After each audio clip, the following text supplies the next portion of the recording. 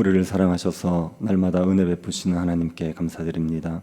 우리가 감당하지 못할 시험 허락지 않으시고 시험 당할 때 피할 길을 주시는 하나님, 여러 가지 고난 가운데 있는 저희들이 주의 은혜를 구하며 나와사오니 이 새벽에도 우리들에게 피할 길을 허락하여 주옵소서. 주의 말씀으로 우리의 심령을 강건케 하시고 하나님을 바라볼 수 있도록 은혜 내리워 주옵소서. 걸어가신 예수님 이름으로 기도드립니다. 아멘. 찬송가 92장입니다.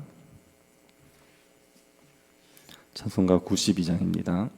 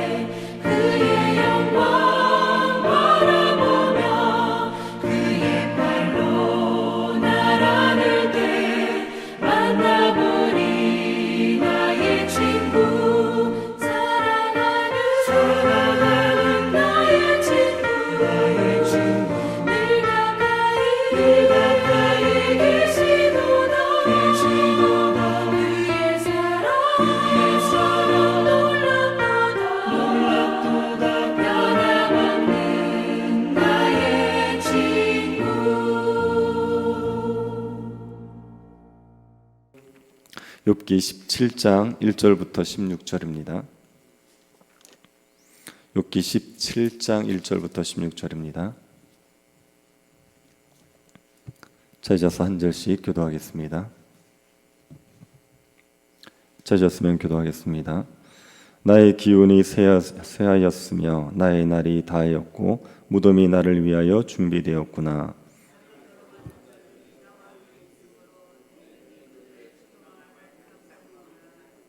차원대 나에게 담보물을 주소서. 나의 손을 잡아줄 자 누구리이까?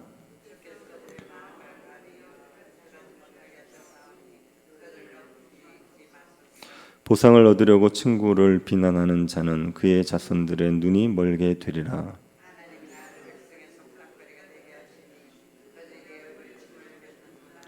내 눈은 근심 때문에 어두워지고 나의 온 지체는 그림자 같구나.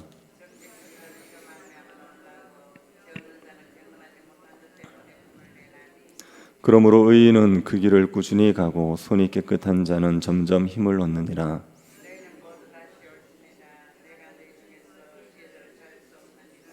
나의 날이 지나갔고 내 계획, 내 마음의 소원이 다 끊어졌구나. 내가 수월이 내 집이 되기를 희망하여 내 침상을 흑암에 펴놓으며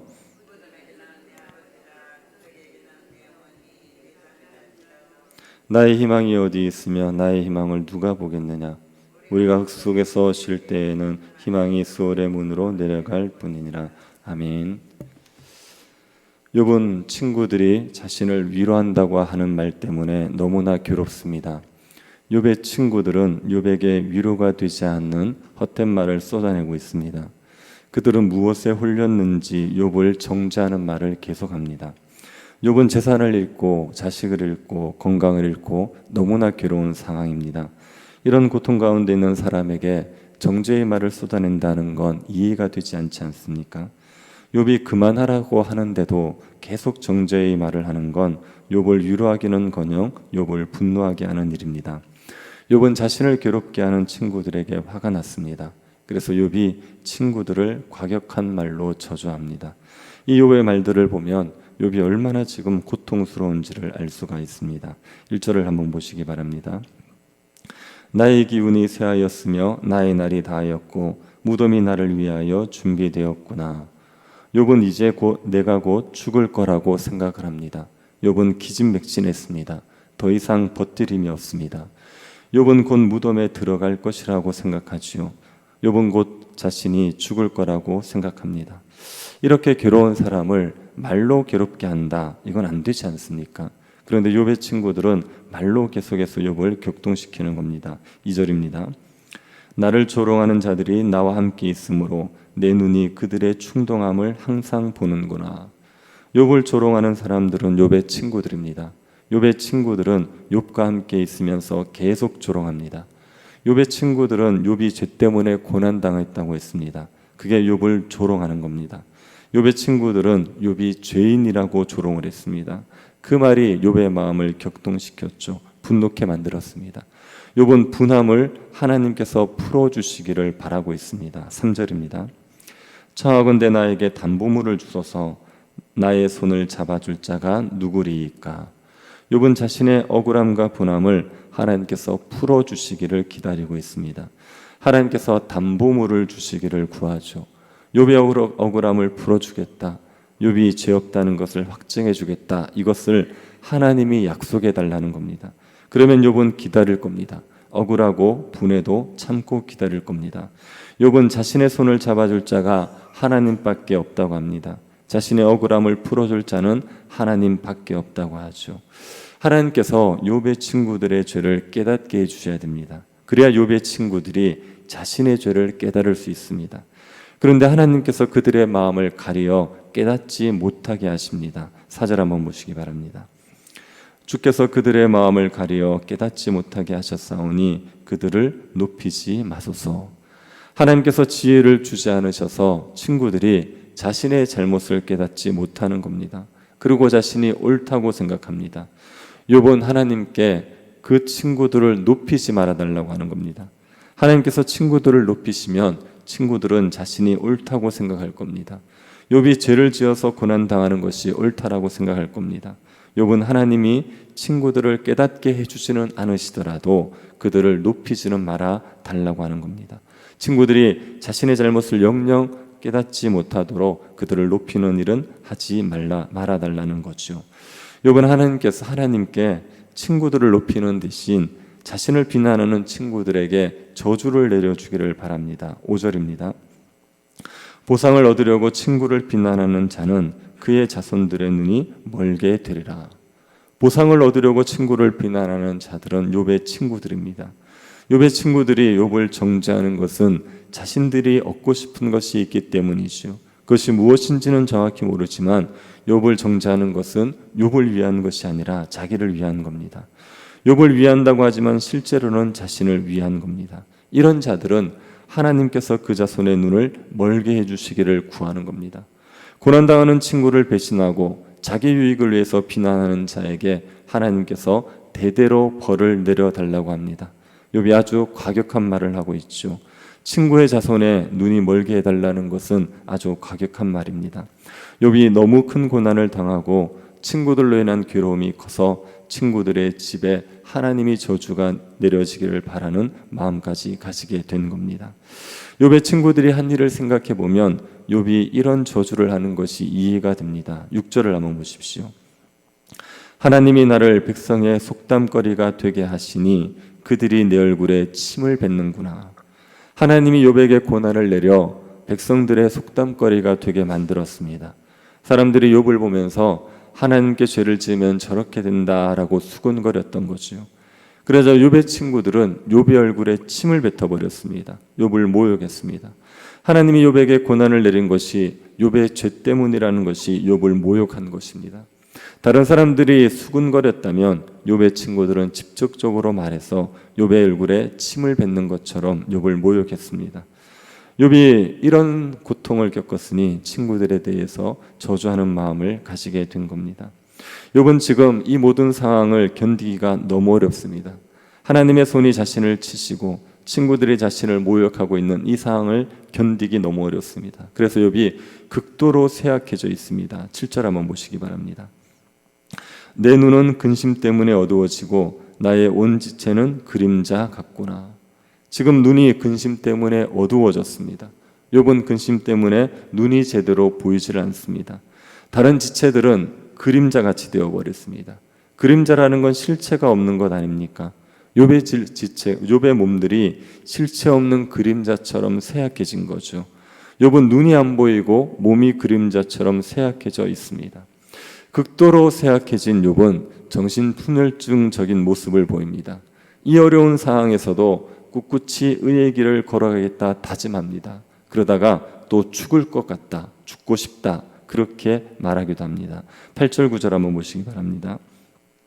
정직한 자는 이로 말미암아 놀라고 죄 없는 자는 경건하지 못한 자 때문에 분을 내나니 그러므로 의인은 그 길을 꾸준히 가고 손이 깨끗한 자는 점점 힘을 얻느니라.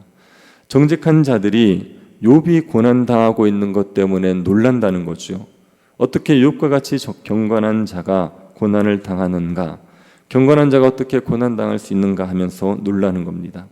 그리고 죄 없는 사람들은 경건하지 못한 자들 때문에 분노를 낸다고 합니다. 경건하지 못한 자들이 고난을 당하고 있습니다. 그러면 경건한 자들이 이것을 보고 화가 나는 거죠. 어떻게 죄 없는 사람들이 이렇게 고난을 당하는가, 이렇게 불공정한 일이 있는가, 이렇게 화가 나는 겁니다. 욥은 자신이 고난당하고 있는 현실이 경건한 자들은 놀라고 분노할 일이라고 말하고 있습니다. 욥은 자신이 의롭다고 확신하고 있는 겁니다. 그리고 욥은 의인의 길을 꾸준히 걸어갈 것이라고 합니다. 부당하게 고난을 당하고 죄인으로 취급을 당하고 있지만 그래도 의인의 길을 꾸준히 걸어갈 것이다.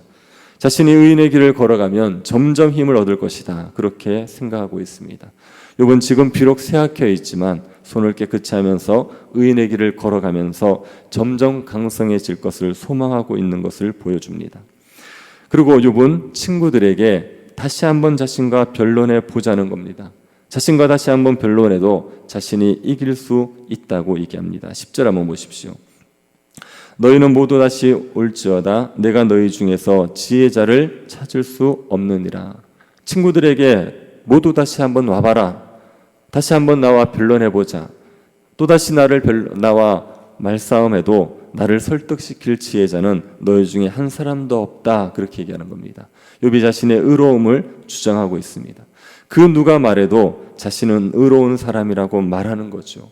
욥은 지금 극도로 쇠약한 상황에서도 의인의 길, 의인으로서 의인의 길을 꾸준히 걸어가겠다는 의지를 드러내고 있습니다. 그러다가 욥이 갑자기 죽음밖에는 소망이 없다는 말을 합니다. 11절을 한번 보십시오. 나의 날이 지나갔고 내 계획, 내 마음의 소원이 다 끊어졌구나. 자신의 삶이 이미 끝났다는 겁니다. 그래서 어떤 계획도 어떤 소원도 없습니다. 내일 죽을 사람이 무슨 계획을 세우겠습니까? 소원이 있겠습니까? 계획을 세운들, 소원을 가진들 이루어지기나 하겠습니까? 욥은 자신이 이미 끝났기 때문에 아무런 계획도 소원도 없다고 말합니다. 12절을 보시기 바랍니다. 그들은 밤으로 낫을 삼고 빛 앞에서 어둠이 가깝다 하는구나.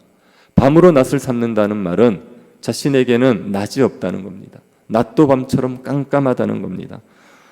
지금 삶에 어둠이 완전히 뒤덮여서 빛 하나 없는 어둠 속을 살아가고 있다는 거죠. 그래서 죽는 게 낫습니다. 13절을 보시기 바랍니다. 내가 수월이 내 집이 되기를 희망하여 내 침상을 흑암에 펴놓으며. 수월이 내 집이 되기를 바란다. 수월은 죽은 자들이 가는 곳입니다. 그 수월이 나의 집이 되기를 바란다는 얘기는 죽고 싶다는 거죠. 그리고 침상을 흑암에 펴놓는다고 말합니다. 침대라는 것은 우리가 편하게 쉬는 곳 아닙니까? 편하게 쉬는 그 침대를 흑암에 펴놓겠다는 겁니다. 죽음이 자기에게 침대 같다. 차라리 죽는 것이 자기는 편한 거다. 이렇게 얘기하는 겁니다. 여러분, 추하고 더러운 무덤도 편하게 여겨질 정도로 죽는 게 낫다고 생각합니다. 14절 한번 보십시오. 무덤에게 너는 내 아버지라, 구더기에게 너는 내 어머니라, 내 자매라 할지라도. 무덤을 아버지라고 부르는 사람이 있습니까? 구더기를 어머니다, 구더기를 내 동생이다, 이렇게 부르는 사람이 있습니까? 아버지, 어머니, 자매는 편하고 푸근한 사람들입니다. 욥에게는 무덤이나 구더기조차도 편하고 푸근하게 느껴지는 거죠. 지금 살아서 고통을 당하는 것 생각하면 무덤에 들어가서 구더기의 밥이 되는 게 더 편하게 여겨지는 겁니다. 사는 게 그만큼 괴로운 거죠. 욥에게 희망이라고는 죽음밖에 없습니다. 욥에게 아무 희망이 없습니다. 15, 16절 한번 보십시오. 나의 희망이 어디 있으며 나의 희망을 누가 보겠느냐. 우리가 흙 속에서 쉴 때에는 희망이 스올의 문으로 내려갈 뿐이니라. 욥이 바라는 건 자신이 의롭다고 인정되어서 고난에서 벗어나는 겁니다. 그런데 그 희망을 가질 수 없습니다. 이루어질 것 같지 않습니다.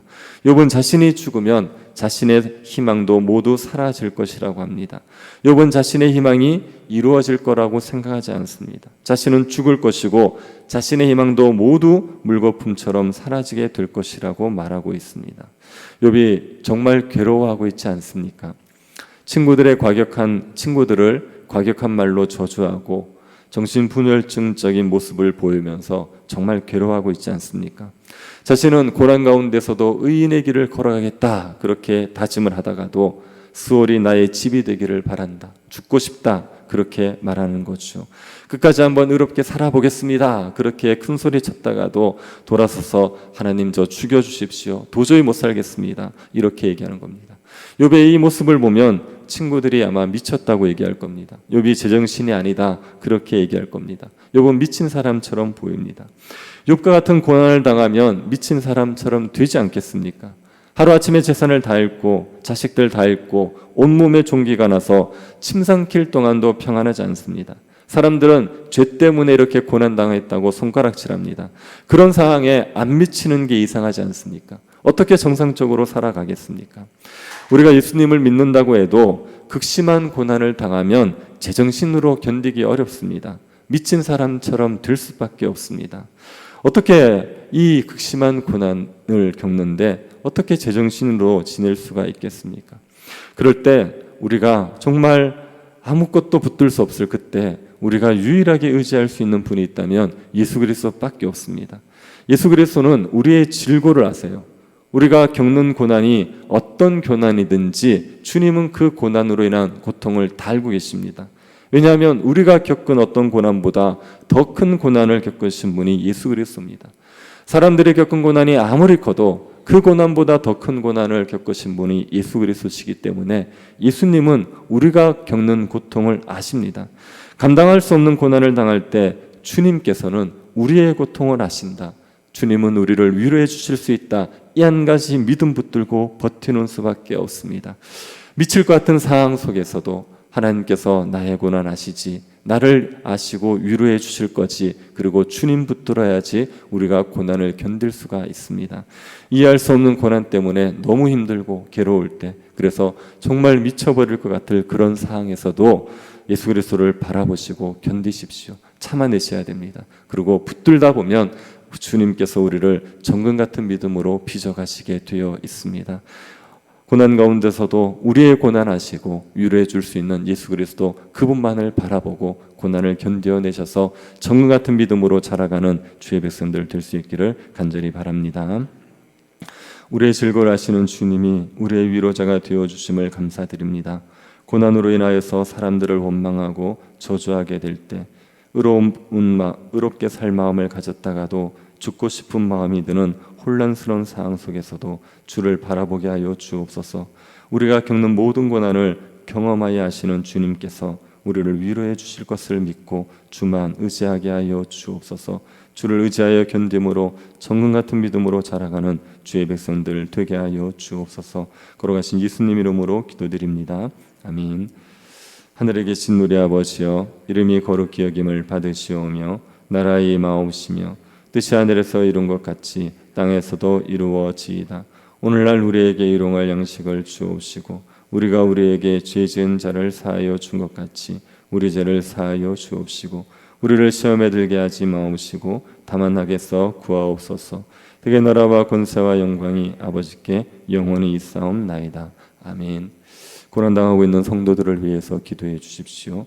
우리 항암 치료 중인 정민경 집사가 몸이 쇠약해져서 병원에 입원을 했습니다. 잘 회복될 수 있도록 기도해 주시고 오늘 예배를 위해서 기도해 주시고 새 교단 건축을 위해서 기도해 주시고 개인적으로 기도하시기 바랍니다.